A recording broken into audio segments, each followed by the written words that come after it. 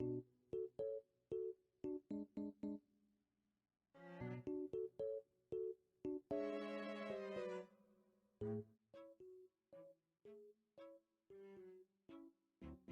our modern society, electrical technology is a common thing that we all use in our everyday lives. We use it to research interesting topics, turn on lights in our homes, and even make short 8-minute videos for our art history class. Yet did you ever think that it could be used in such elaborate ways to solidify cultural significance through the form of art?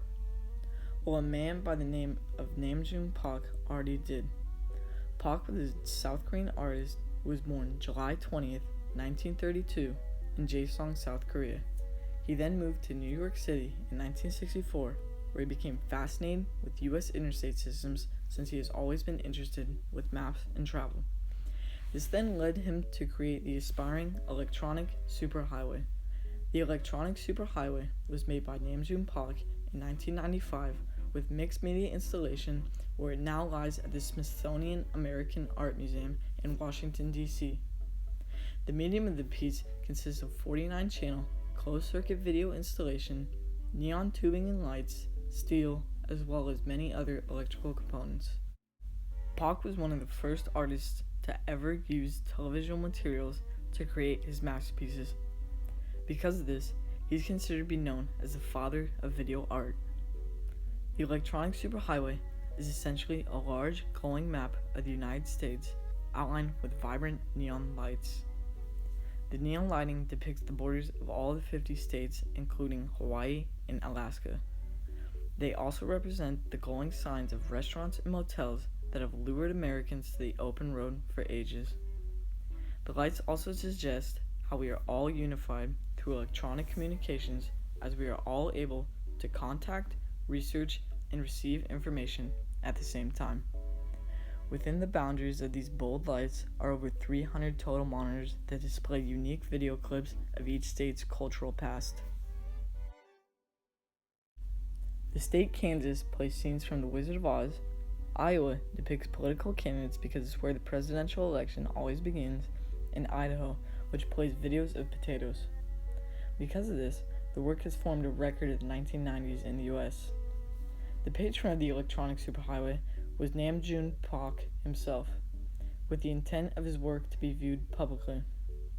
Park wanted as many people as possible to view his masterpiece, as it helped communicate and understand different cultures across traditional borders. The electronic superhighway is about 15 feet tall and 40 feet long. It is so large, in fact, that the straining parts of Texas and Florida had to be tucked underneath the work in order for it to be able to fit in the studio in which it was created in. The immense size of the piece represents how small Park felt when he immigrated to the US, forming a personal connection with the piece. He also put a hidden camera in the New York area of the piece that feeds live footage of the viewer on a smaller display screen, turning the spectator into a participant of the work. Park was also famous for making arts similar to the medium of the electronic superhighway. Two of these arts are the elephant cart made in 2001 and TV Garden in 2000, which both featured televisual materials.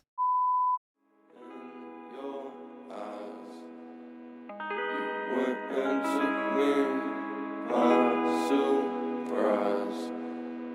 Say what you wanna say, I won't go back. If you wanna hit the road, then let's go then. Let's just go and see the world and just show them what it really means to live life golden. Yeah, we're golden, baby girl, we're golden.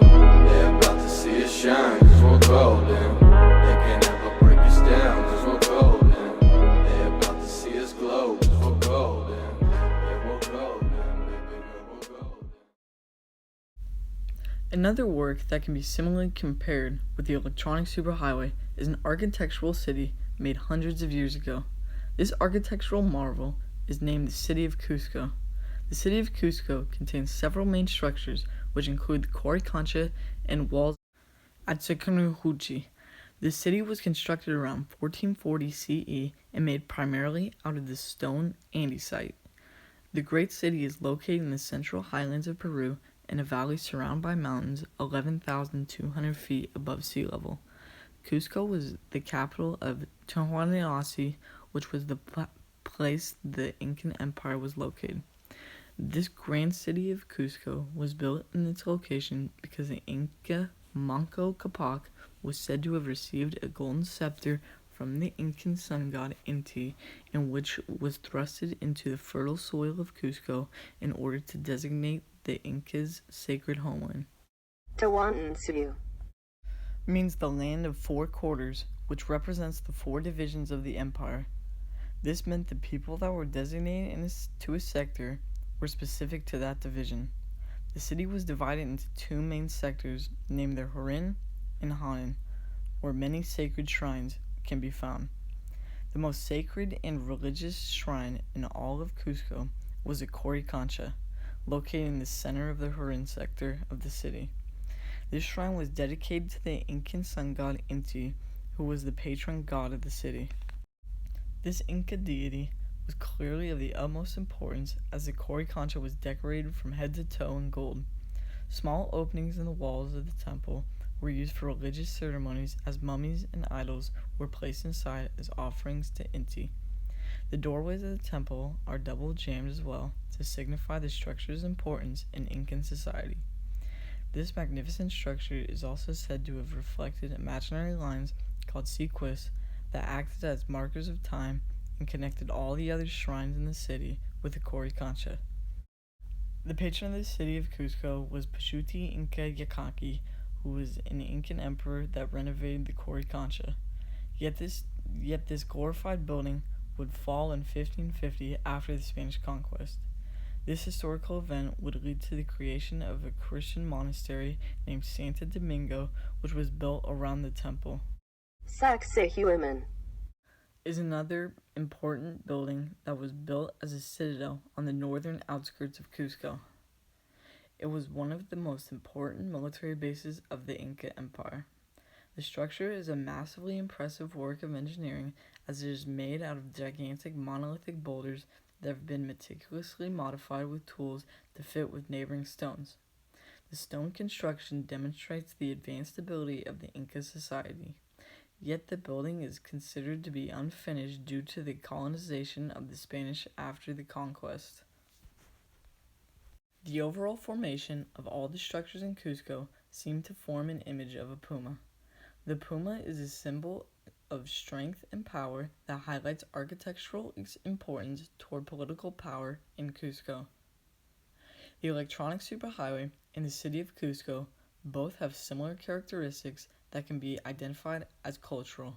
The electronic superhighway's depiction of traditional borders of the United States and the city of Cusco's four divided quadrants both can outline their distinctive position of a culture's concept of diversity and uniqueness. This will go, man. They can never break us down. This will go.